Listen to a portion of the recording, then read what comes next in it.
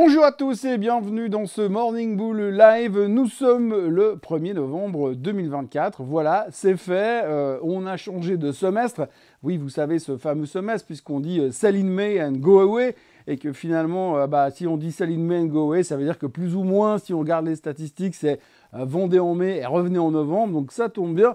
On est début novembre, le marché est presque au plus haut de tous les temps, enfin pas en Suisse, hein, mais à l'étranger, aux États-Unis, on est presque au plus haut de tous les temps, même si on nous a donné une petite occasion inouïe de pouvoir racheter le marché, puisque hier, enfin, on a eu une vraie baisse, un peu plus que ce qu'on voit, ce qu'on nous a habitués ces derniers mois. Donc petite baisse des marchés, ou alors peut-être simplement l'opportunité d'achat que le marché nous offre en ce début de nouveau semestre et de dernière ligne droite avant la fin de l'année, ainsi que dernière ligne droite avant la présidentielle américaine qui commence à devenir un tout petit peu une des obsessions du marché, même si la principale n'est pas celle-là.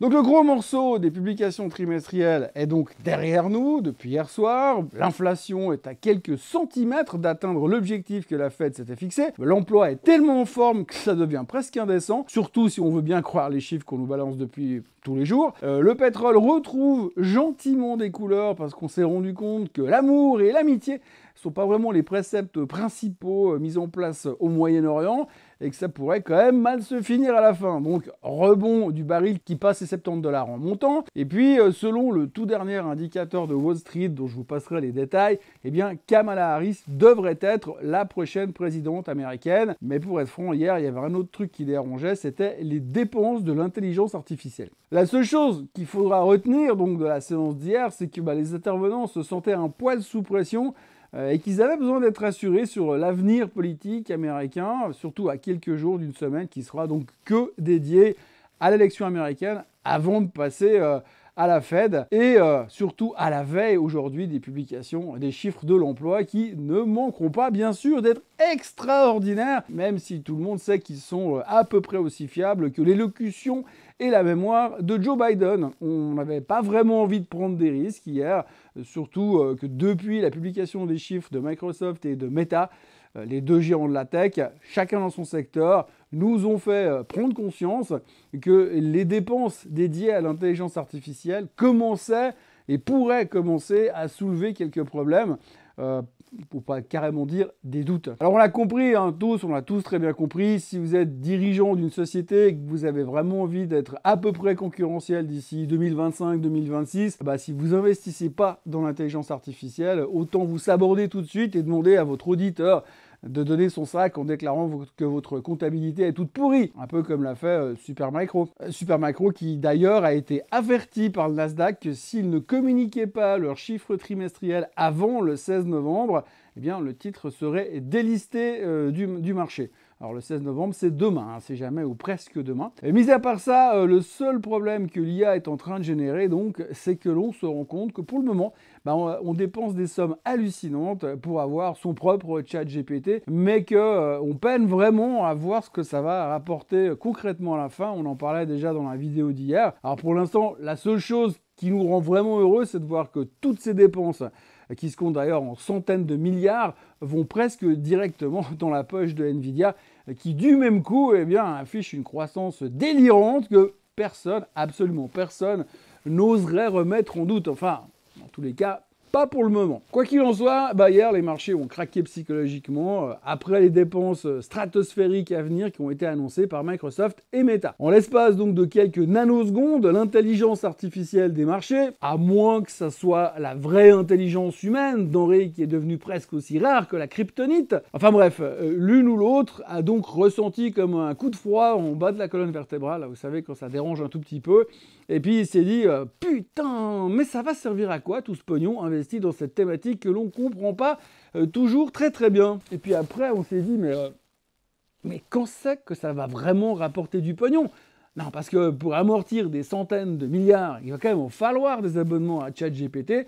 avant que les ordinateurs prennent le pouvoir et que Skynet décide d'exterminer la race humaine de la planète en envoyant des Terminators qui ont l'apparence d'un vieil acteur de 77 ans qui parle anglais avec un fort accent autrichien. Les intervenants se sont donc rués sur ChatGPT pour lui poser ces deux questions et avoir les résultats sur les marchés, ça n'a pas dû plaire à quelqu'un, qu'il soit artificiel ou qu'il soit réellement humain. Quoi qu'il en soit, c'est devenu le terme à la mode depuis une grosse trentaine d'heures puisque tout le monde s'inquiète de ces excès de dépenses, ce qui a provoqué donc la baisse des marchés hier, mais surtout la baisse de la tech. Alors moi, j'ai été posé la question à ChatGPT pour voir ce qu'il pensait du fait que pour le moment, on engloutit des sommes folles qui rapportent pas grand-chose. Et je vous dis franchement, quand je vois la réponse de politicien qui m'a balancé sur mon écran, je comprends mieux pourquoi les gens ont vendu la technologie hier.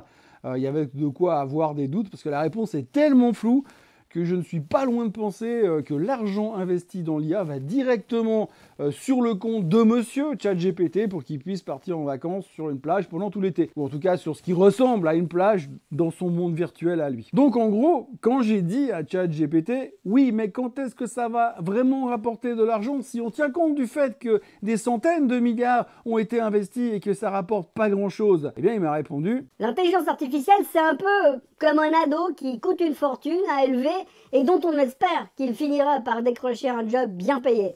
Pour l'instant, des centaines de milliards investis dans l'IA ne rapportent pas encore énormément parce que, soyons honnêtes, on en est encore à la phase gros travaux. Développement coûteux, défis techniques et adoption lente. Mais ne désespérons pas, m'a-t-il dit. Certaines applis d'IA comme les recommandations de Netflix ou la pub ciblée de Google font déjà du cash. Le reste, ça viendra probablement vers 2030, quand les gains de productivité seront vraiment au rendez-vous. En gros, c'est un investissement à long terme. C'est comme parier que votre ado d'aujourd'hui sera le futur PDG de demain. Mais en attendant, ça siphonne encore beaucoup le portefeuille. Alors, je ne sais pas s'il me prend pour un con ou s'il se fout de ma gueule, mais toujours est-il que c'est pour ça qu'hier les marchés baissaient et que spécifiquement la tech baissait. On notera quand même qu'il y a 2-3 choses qui allaient quand même dans la bonne direction. Les chiffres du PCA, donc qui sont presque à 2% comme prévu par Powell. Les jobless claims qui sont en dessous des attentes du marché et qui laissent présager d'une publication des NFP de cet après-midi qui devrait être quasiment orgasmique. Ça va être absolument génial puisque les USA, maintenant on l'a compris, vivent dans un quasi-miracle économique. On peut aussi retenir les très très bons chiffres de la Société Générale qui a fait tout juste pour plaire aux investisseurs. Le titre montait de plus de 10%, c'est assez rare pour être signalé. Pas comme son rival avec le logo vert qui eux ont tout fait l'inverse et baissaient de 4,2% après avoir publié des chiffres que certains experts ont qualifié de mou du genou. Et puis alors, en Suisse, le seul titre qui parvenait à terminer dans le vert, c'était Geberit sur tout le SMI. C'est le seul qui arrivait à finir en terrain positif, avec un indice suisse qui commence de plus en plus à ressembler à pas grand-chose. Le support des 12 000 points est en train de disparaître très très loin dans le rétroviseur. Et puis, heureusement, au milieu de tout ça, que la BNS a fait un bénéfice de 62 milliards grâce à ses positions sur l'or. Et puis aussi au fait, parce que ça reste quand même le plus gros hedge fund du monde. En gros, il ne reste donc plus qu'à se concentrer, puis essayer de regarder devant en générant de l'optimisme et espérer qu'hier, c'était juste un accro dans le plan qui devait ne pas en avoir d'accro. Et que nous vivons tout simplement une époque qui est un miracle économique et que c'est juste une opportunité d'achat. Kamala Harris va prendre les rênes du pays aux États-Unis et une fois qu'elle aura compris la différence entre l'inflation et la recette des pancakes aux fraises, on devrait pouvoir reprendre notre marche en avant et aller chercher les 6000 points sur le S&P 500 comme c'est prévu dans les livres d'histoire. Du côté de l'or, on est à 2763 $, ça baissote un petit peu et le Bitcoin est à 69 900 après avoir à nouveau échoué sur les résistances historiques.